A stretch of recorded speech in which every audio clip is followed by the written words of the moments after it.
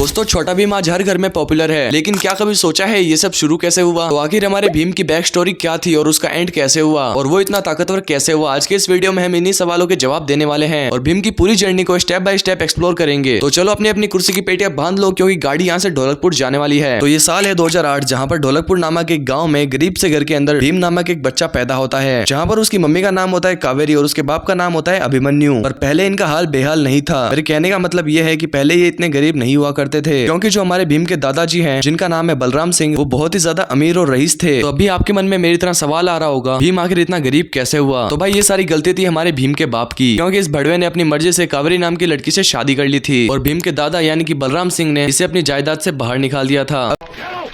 तुम्हारे हिस्से की जमीन निकल जाओ साहब। अब क्योंकि ये लोग सड़क पे आ गए थे, यानी कि पूरे ही गरीब हो गए थे, तो इनके पास घर चलाने के लिए पैसे नहीं थे। तो इसीलिए हमारे भीम के पापा को शहर जाकर कमाना पड़ता था और भीम की मम्मी हाउसवाइफ ही रहकर भीम की परवरिश करने लगी। तो इसीलिए हमारे भीम के पापा एपिसोड्स में इतना कम दिखाई देते थे। वैसे तो इसकी माँ भी बहुत ही कम दिखाई देती थी। तो बचपन में ही हमारे भीम की मुलाकात चुटकी और राजू से हो जाती है और चुटकी की मम्मी के बारे में आप जानते ही होंगे, जो की है टुनटुन मौसी, जिसकी यार ढोलकपुर में बहुत ही फेमस हलवाई की दुकान थी और उसके हाथ के बने बेसन के लड्डू हमारे छोटा भीम की ताकत का राज थे। पर यार चुटकी के पापा के बारे में कोई नहीं जानता। और यार असल में हमारे चुटकी के पापा का नाम धनीराम होता है, जो कि यार ढोलकपुर से बाहर रहकर इंपोर्ट और एक्सपोर्ट का काम करते थे। तो इसीलिए ये कभी गांव में दिखाई नहीं देते थे। और वहीं अगर हम बात करें राजू की, जो कि यार इनके पूरे ग्रुप में सबसे छोटा बच्चा था और ये हमेशा नीली सी चड्डी पहन के घूमता रहता था। आगे बढ़ने से पहले यार तुम मुझे ये बताओ कि इन लोगों को चड्डियां पहनने की परमिशन दे कौन रहा है? मतलब यार कुछ भी, भीम यहाँ पे लंगोट में घूम रहा है, राजू चड्डी में घूम रहा है और कालिया भी अपनी छोटी सी चड्डी में घूमता था। इन सब में सबसे समझदार मुझे ये ढोलू भोलू लगे, क्योंकि यार ये दोनों हमेशा पूरे कपड़े में रहते थे। तो राजू के पापा का नाम सेनापति वीर होता है, जो कि यार ढोलकपुर की सेना में काफी ऊंची पोस्ट पर रहते हैं और हमारी राजू की माँ का नाम शांति होता है। राजू के पापा चाहते थे कि राजू भी सेना में भर्ती हो, इसलिए बचपन में ही राजू को राजू के पापा ने तलवार गिफ्ट करी थी। और राजू भी हमारे 3 इडियट के रेंचो से कम है के, इसलिए इसने तलवार को लात मारकर अपनी खुद की एक गुलेल बना ली। तो इसके बाद आता है हमारे छोटा भीम की टीम का बोलने वाला बंदर जग्गू, जो कि यार हमारे ढोलकपुर के घने जंगलों में रहने वाला बंदर था। तो इस शो के कुछ थ्योरी और रेफरेंस में हमें पता चलता है कि हमारा जो जग्गू था अपने जंगल के नीले बंदर ट्राइब का प्रिंस था और बचपन में ही वो अपने दादाजी से बिछड़ गया और जिस वजह से हमारा जग्गू वापस अपने झुंड में जाता है, तो वो अपने दादाजी को भी पहचानने से इनकार कर देता है। तो चलो आपने इन चारों के बारे में जान तो लिया, अब मैं आपको बताने वाला हूँ कि इन सब की मुलाकात कैसे हुई। तो हमारा छोटा राजू अपने पापा को बिना बताए जंगल की तरफ भाग जाता है, जहाँ उसके सामने एक शेर आ जाता है और जैसे ही वो राजू को खाकर अपनी पेट पूजा करने वाला था, और तभी वहाँ पर छोटा भीम आकर शेर की लेने लग जाता है और शेर की अच्छे से लेने के बाद भीम, राजू और राजू के पापा घर जा रहे होते हैं। तभी रास्ते में एक बंदर भीम से उसकी फलों की टोकरी चुरा लेता है और वो नीला बंदर भीम को चिढ़ाने लगता है और हमारे भीम का ऑरा, जो कि यार प्लस में रहता था, वो माइनस में चला जाता है। और तभी हमारा भीम इस नीले बंदर को पकड़ने के लिए पेड़ पर चढ़ने लगता है और जग्गू भागते भागते एक भालू से टकरा जाता है और वो जग्गू को उठा के फेंक देता है। और यार हमारे भीम का भी तो दिल बहुत ही बड़ा है ना, और वो अपनी मोगली वाली पावर से हमारे जग्गू को बचा लेता है और जंगली भालू फलों की टोकरी को अपने बाप का माल समझकर ले जाने लगता है और फिर हमारा भीम उसकी मार मार के चटनी बना देता है। फिर राजू को पता चलता है कि ये जो जग्गू बंदर है ये भी इंसानों की तरह बात कर सकता है। फिर इन तीनों के बीच में दोस्ती हो जाती है और अगले एपिसोड में एक काला सांड गुस्से से पूरे ढोलकपुर को तोड़ फोड़ रहा था और वो काला सांड हमारी छोटी चुटकी पर भी हमला करने आता है और भीम अपना ऑरा प्लस करते हुए चुटकी को भी बचा लेता है। और मामला शांत होने के बाद चुटकी अपनी मम्मी के हाथ के बनाए लड्डू भी भीम को खिला देती है और उन लड्डू को खाकर हमारे भीम की स्ट्रेंथ भी अपने पीक पर रहती है और तभी से हमारा भीम टुनटुन मौसी के लड्डू का दीवाना हो जाता है।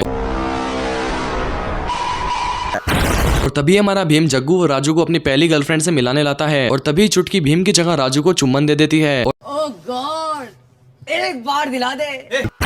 और तभी एंट्री होती है हमारे ढोलू और बोलू की, जिनके पेरेंट्स के बारे में यार मैं तुम्हें नहीं बता सकता, क्योंकि यार ये दोनों अनाथ रहते हैं। तो अब बात करते हैं हमारे एवेंजर्स की टीम के हल्क के बारे में, यानी कि कालिया उस्ताद के बारे में, जो कि हमेशा ढोलू और बोलू पर अपना रौब जमाता रहता था। और तभी कालिया उस्ताद भीम को एक कुश्ती के मैच के लिए चैलेंज कर देता है, पर अपना भीम भी किसी से कम है क्या, वो भी बिना लड्डू खाए कालिया को चित कर देता है। तभी से इन दोनों की दुश्मनी बहुत ही ज्यादा पीक पे चली जाती है। कहते हैं कि कालिया का जो बाप है उसके पास बहुत सारी जमीनें हैं और वो पूरे गाँव का सबसे बड़ा जमींदार है, लेकिन दूसरी तरफ जो हमारे कालिया की माँ रहती है वो यार बहुत ही शांत टाइप की लेडी रहती है। तो अब आप सभी को पता चल गया होगा हमारे एवेंजर्स की सेना कैसे बनी। तो यार इस वीडियो में मैंने बहुत ही ज्यादा कम टॉपिक कवर किए हैं, मैं सोच रहा हूँ कि इसका एक पार्ट 2 भी बना दूं, जिसमें मैं किरमाड़ा जैसी मूवीज को भी एक्सप्लेन कर दूंगा। और यार ये चीजें सिर्फ मैं डिमांड पर करने वाला हूँ, अगर आप कमेंट करोगे तो ही मैं ये करूंगा, वरना तो यार आप समझदार हो ही। तो चलो यार आज की इस वीडियो को यहीं पर खत्म करते हैं और लाइक शेयर एंड कमेंट करना बिल्कुल भी मत भूलना।